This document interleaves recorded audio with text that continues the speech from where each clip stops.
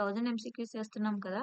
ఈ 1000 అన్నవి ఎవరెవరికి యూజ్ అవుతాయంటే ఏపీపీఎస్సీ గ్రూప్ 1, గ్రూప్ 2కి, టీజీపీఎస్సీ అండ్ యూపీఎస్సీ స్టూడెంట్స్ కూడా యూజ్ అవుతాయి.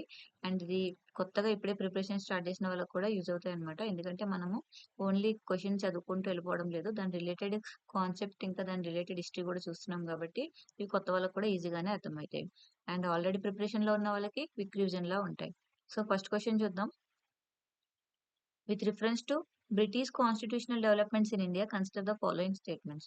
The Regulating Act of 1773 made the Governor General of Bengal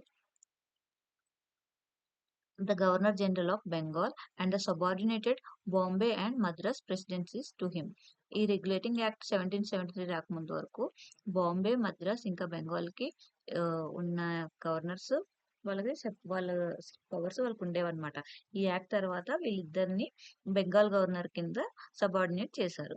so, ఈ స్టేట్మెంట్ కరెక్టే అన్నమాట. Pits India act of 1784 established a system of dual government by separating commercial and political functions of the East India Company.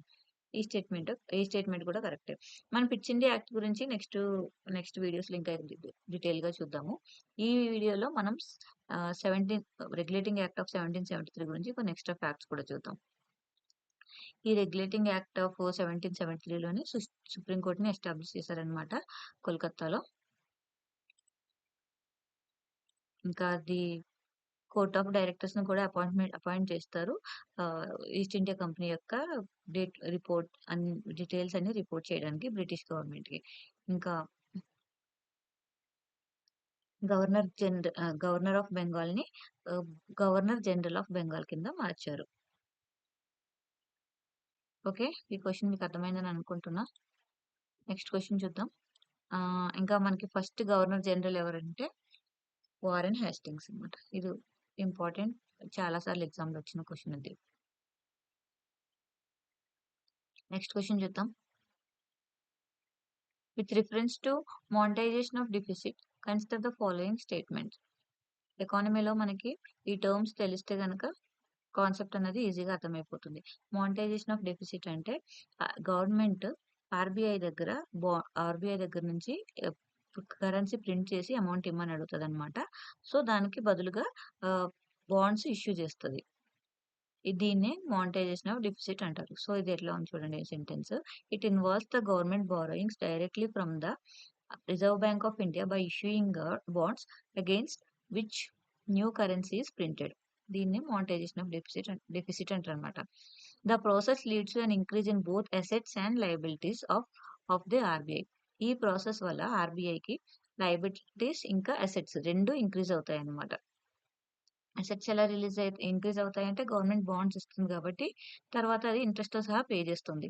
అందుకని assets increase అవుతాయి. Liability currency print చేస్తుంది కదా! Currency printing చేయడం అన్నది ఆర్బీఐకి లయబిలిటీ. సో, స్టేట్మెంట్ 2 అన్నది correct అన్నమాట. It may lead to inflationary pressure in the economy. ఈ స్టేట్మెంట్ కూడా కరెక్ట్ అన్నమాట. సో, ప్రింటింగ్ ఆఫ్ నోట్స్ అన్నది ఇన్ఫ్లేషనరీ ఎఫెక్ట్‌ని సృష్టిస్తుంది కదా! సో, ఈ స్టేట్మెంట్ కరెక్ట్ అన్నమాట. కరెక్ట్ ఆప్షన్ వచ్చేసి స్టేట్మెంట్ 1, 2 అండ్ 3. నెక్స్ట్ క్వెషన్ చూద్దాం. With reference to usual status approach consider the following statements. ఇదేంటంటే ఎంప్లాయ్‌మెంట్, అన్‌ఎంప్లాయ్‌మెంట్‌ని కౌంట్ చేయడానికి ఈ ఎకానమీలో మనం చదువుతాం కదా! దాని రిలేటెడ్ టాపిక్ అన్నమాట ఇది. కొత్త వాళ్ళ కోసం ఇలా సెపరేట్‌గా ఇది దేని రిలేటెడ్ టాపిక్ అన్నది చెప్తున్నాను. It considers all persons who had no work for the majority of the preceding 365 days as employed. ఇది ఆల్ పర్సన్స్ అన్నది ఇన్‌కరెక్ట్ అన్నమాట. ఎందుకంటే ఓన్లీ ఎంప్లాయిడ్ ఏజ్ గ్రూప్ వాళ్ళనే తీసుకుంటారు. లైక్ స్టూడెంట్స్‌ని గాని, చిన్న పిల్లల్ని గాని వాళ్ళని తీసుకోరు. సో, ఈ statement incorrect. And the usual principal activity status of a person is determined based on the activity in which he or she spent the majority of the time during the proceedings of 365 days. ఈ statement తెలుగులో చెప్తాను చూడండి. ఈ usual principal status అన్నది ఎలా determine చేస్తారంటే last 1 ఇయర్‌లో ఎవరైనా వ్యక్తి మెజారిటీ ఆఫ్ ద టైమ్ ఏం చేశాడు అన్న దాన్ని బట్టి యూజువల్ ప్రిన్సిపల్ స్టేటస్ అన్నది డిసైడ్ చేస్తారనమాట. ఇప్పుడు ఒక ఎగ్జాంపుల్ చూద్దాము. ఇప్పుడు ఒక రవి అనే అతను లాస్ట్ 1 ఇయర్‌లో 8 మంత్స్ వర్క్ చేశాడు. 4 మంత్స్ ఖాళీగా ఉన్నాడు. ఇతని యూపీఏ స్టేటస్ ఏంటి అని అడిగితే మెజారిటీ ఆఫ్ ద టైమ్ ఈయన వర్క్ చేశాడు కాబట్టి ఈయన ఎంప్లాయిడ్ అని వస్తుందనమాట. అదే ఒక అమ్మాయి 7 మంత్స్ ఖాళీగా ఉండి 5 మంత్స్ గనుక జాబ్ చేస్తే దాన్ని అన్‌ఎంప్లాయిడ్ అంటున్నారు. ఇది ప్రాసెస్. దీన్ని యూజువల్ ప్రిన్సిపల్ యాక్టివిటీ స్టేటస్ కింద ఇలా కౌంటింగ్ చేస్తారనమాట. ఎంతమంది ఎంప్లాయిడ్ ఉన్నారు, ఎంతమంది అన్‌ఎంప్లాయిడ్ ఉన్నారన్న దానికి ఈ రకంగా కౌంటింగ్ చేస్తారు. ఐ హోప్ మీకు ఈ క్వెషన్ అర్థమైందని అనుకుంటున్నా. నెక్స్ట్ క్వెషన్ చూద్దాం. 5 ఇయర్ ప్లాన్. ఇది ఆల్రెడీ ప్రిపరేషన్‌లో ఉన్న వాళ్ళకి క్విక్ రివిజన్‌లా ఉంటుంది. With reference to first 5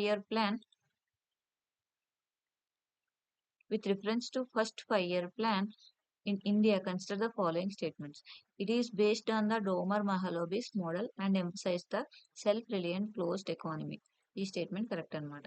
it gave the higher priority to agriculture, irrigation and power projects. Major irrigation projects like Bhakra Nangal and Hirakud Dam were initiated during this plan. The establishment of Indian Institute of Technology took place during this plan period. So first 5 year plan అనేది success అయింది. దాని target కంటే ఎక్కువ target reach అయింది. So ఈ details అన్ని already చదివేసే ఉంటారు కదా. సో కరెక్ట్ ఆన్సర్ వచ్చేసి ఆప్షన్ డి అనమాట. నెక్స్ట్ క్వశ్చన్ చూద్దాం. With reference to the name India, that is Bharat in the constitution, consider the following statements. Bharat అనే నేమ్ గురించి 2-3 ఇయర్స్ బ్యాక్ కరెంట్ అఫైర్స్ లో ఉంది. పాలిటీ ఎప్పుడు కరెంట్ అఫైర్స్ లో 1 or 2 ఇయర్స్ బ్యాక్ ఉన్నది కూడా మనకి స్టాటిక్ లో కవర్ అడిగే ఛాన్సెస్ ఉంటుందని ఈ క్వశ్చన్ ఫ్రేమ్ చేశాను. సో చూద్దాం. First statement. The constitution recognizes both India and Bharat as official names of the country. ఈ స్టేట్మెంట్ కరెక్ట్ అనమాట.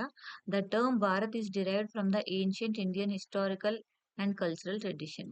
ఇది కూడా correct. The constitution gives priority to the term India over Bharat. ఇది ఇన్కరెక్ట్ అనమాట. మనకు కాన్స్టిట్యూషన్ లో 2 పేర్లు ఉంటాయి. ఇండియా ఉంటుంది, భారత్ కూడా ఉంటుంది. మనం ఏదన్నా వాడుకోవచ్చు అనమాట. మోస్ట్లీ ఇండియానే వాడతాము. మన G20 సదస్సు జరిగినప్పుడు ఇండియాలో భారత్ అని వాడటం వల్ల ఇలా ఎందుకు వాడారు అని ఇప్పుడు చాలా చర్చ జరిగింది. సో అందుకే క్వశ్చన్ కవర్ చేశాను. ఇక్కడ మనకి కరెక్ట్ ఆప్షన్ వచ్చేసి ఆప్షన్ 1 and 2 ఉంది. నెక్స్ట్ క్వశ్చన్ చూద్దాం. With reference to Kesavananda Bharati case versus state of Kerala, consider the following statements. One of the very very important case in polity. మనకు దీని రిలేటెడ్ మోస్ట్లీ ఎన్ని ఫ్యాక్ట్స్ గుర్తుపెట్టుకుంటే అంత మంచిది అనమాట. It was decided by the largest bench of the Supreme Court constitutional till date. ఈ statement కరెక్టే. The basic structure is explicitly mentioned in the Constitution of India. Constitution of ఇండియాలో mention చేయలేదు. ఈ కేశవనంది భారతి కేసు తర్వాతనే బేసిక్ స్ట్రక్చర్ అనేది కొత్త concept evolve అయిందనమాట. Basic structure doctrine. The Supreme Court has provided a clean and exhaustive list of all elements of the basic structure. ఇది incorrect అనమాట. ఎందుకంటే ఒక్కొక్క కేసులో ఒక్కొక్క ఫీచర్ అన్నది బేసిక్ స్ట్రక్చర్ లోకి యాడ్ అవుతుంది. ఏదన్నా కేసు బేసిక్ స్ట్రక్చర్ లో యాడ్ అయిందంటే దానికి strong, for example 99th constitutional amendment act ఉంటుంది కదా, ఎన్జాక్ అన్నది అన్కాన్స్టిట్యూషనల్ అని సుప్రీంకోర్టు చెప్పింది అనమాట. ఎందుకంటే జ్యుడిషియల్ అన్నది బేసిక్ స్ట్రక్చర్ లో పార్ట్ అయిపోయింది. సో ఒకసారి బేసిక్ స్ట్రక్చర్ లో పార్ట్ అయిపోతే దాన్ని ఏదన్నా యాక్ట్ గానీ లా గానీ వైలేట్ చేస్తే దాన్ని జ్యుడిషియరీ స్టక్ డౌన్ చేస్తుంది. అది బేసిక్ స్ట్రక్చర్ యొక్క ఇంపార్టెన్స్. ఇందులో 13 జడ్జ్మెంట్స్ ఈ కేసుకి డెలివర్ చేశారనమాట. అండ్ 7-6 మెజారిటీతో ఈ కేసుకి అయింది. ఇవి కూడా ఇంపార్టెంట్ ఫ్యాక్ట్సే. స్టేట్ PCS లో అయితే ఇలాంటి ఫ్యాక్ట్స్ ఎక్కువ అడిగే ఛాన్స్ ఉంటుంది. ఐ హోప్ మీకు క్వశ్చన్ అర్థమైందని అనుకుంటున్నాను. బేసిక్ స్ట్రక్చర్ డాక్ట్రిన్ గురించి మనం ఇంకా ఫర్దర్ వచ్చే వీడియోస్ లో ఇంకా ఎక్స్ట్రా ఇన్ఫర్మేషన్ చూద్దాం. నెక్స్ట్ క్వశ్చన్ చూద్దాం. With reference to administrative terms in the pre-Mauryan period, consider the following statements. The term Gramini refers to the village headman. Village headman ni Gramini అంటారనమాట. ఈ statement కరెక్టే. Bali was the form of tax or tribute, and official like Bali Sandaka were associated with its collection. ఇది కూడా correct అనమాట. Bali అన్నది ఒక type of tax, దాన్ని collect చేసే అతను బాలి సందాక. ఇలాంటి టర్మ్స్ మల్టిపుల్ టైమ్స్ UPSC లో వచ్చాయి. Very important. అండ్ బండారిక was the commander in chief of the army అంటున్నారు. ఈ స్టేట్మెంట్ ఇన్‌కరెక్ట్ అనమాట. బండారిక అంటే ట్రెజరీ ఆర్ స్టోర్ హౌస్ ఆఫీసర్‌ని బండారిక అంటారు.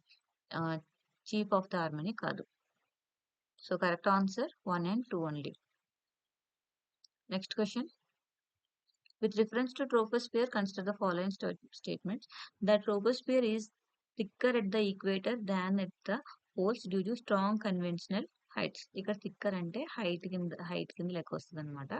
దాని ఇమేజ్ ఉంది. మనం ఏంటి వీళ్ళని చూద్దాము. All weather phenomena occurs in the troposphere, making it the most important layer of biological activity. ఈ స్టేట్మెంట్ కరెక్టే అన్నమాట. సో 2 స్టేట్మెంట్స్ కరెక్టే. ఇక్కడ ఏముంది కదా ఇమేజ్ మనకి ఈక్వేటర్ దగ్గర అయితే 18 కిలోమీటర్స్ వరకు అంత హైట్‌లో ట్రోపోస్ఫియర్ ఉంటుందన్నమాట. అదే పోల్స్ దగ్గర అయితే 8-10 కిలోమీటర్స్ వరకు ఉంటుంది. ఓకే. ఇక్కడ ఇచ్చాను చూడండి. ద ఈక్వేటర్ ఇది ఇంపార్టెంటే అన్నమాట. ఈ ఫ్యాక్ట్స్ అనేవి ఇంపార్టెంటే. 18 కిలోమీటర్స్ వరకు ఉంటుంది. థిక్ అంటే పొడవు అన్నమాట. అంత హైట్‌లో ఉంటుంది ట్రోపోస్ఫియర్ అన్నది.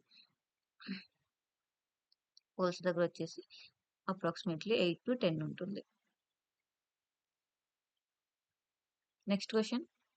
With reference to Karman line, consider the following statements. It is located at an altitude of 100 kilometers above the Earth's surface. ఈ స్టేట్మెంట్ కరెక్ట్ అన్నమాట. It marks the boundary between troposphere and stratosphere. ఇది incorrect. Troposphere ఇంకా stratosphere మధ్యలో కాదు. అదేంటిది ఇక్కడ image లో చూపిస్తారండి. It is considered as a conventional boundary between Earth's atmosphere and outer space. ఇది కూడా కరెక్ట్. ఇదన్నమాట కర్మన్ లైన్ అన్నది ఇది. 100 కిలోమీటర్స్ ఇదొక ఇమాజినరీ లైన్ కింద చెప్తారు. ఈ కర్మన్ లైన్‌నే అట్మాస్ఫియర్ కి స్పేస్ కి మధ్య ఉన్న లైన్ లాగా ఇక్కడ నుంచి డిఫరెన్సెస్ లాగా క్యాలిక్యులేట్ చేస్తారు. కర్మన్ లైన్ గుర్తుపెట్టుకోండి. చిన్న చిన్నవి మనము అవాయిడ్ చేస్తాం కదా, ఇలాంటివి అడిగే ఛాన్స్ ఉంటుంది. Last question. మనం లాస్ట్ వీడియోలో మనం చూసాం కదా, స్పేస్ డెబ్రిస్ గురించి డిఫరెంట్ కంట్రీస్ డిఫరెంట్ ఇనిషియేటివ్ చేస్తున్నాయని. మన కంట్రీలో ఉన్న దాని related one of the initiative అన్నమాట ఇది. The project Netra, network for space object tracking and analysis often seen in news is primarily associated with. Netra అన్నది దేనికి దేనికి సంబంధించింది అంటే it an early warning system in space to detect debris and other hazardous to Indian satellites. Indian satellites ఉంటాయి కదా, ఇక్కడ for example ఇక్కడ Indian satellite ఉందనుకుందాం. ఇక్కడ దీనికి దగ్గరలో ఏదన్నా స్పేస్ డెబ్రిస్ వచ్చి దీన్ని టచ్ చేస్తదేమో అని చూడడానికి చూస్తే అప్పుడు దానికి ఈ శాటిలైట్ ని మూవ్ చేయడం కానీ అలాంటివి చేస్తారనమాట. సో దాన్నే ప్రాజెక్ట్ నేత్ర అంటారు. సో ఇవి ఫ్రెండ్స్ ఈరోజు 10 MCQs. ఐ హోప్ మీకు ఈరోజు ఈ వీడియో నచ్చిందని అనుకుంటున్నాను. నచ్చితే లైక్ చేయండి, మీ ఫ్రెండ్స్కి షేర్ చేయండి. Thank you.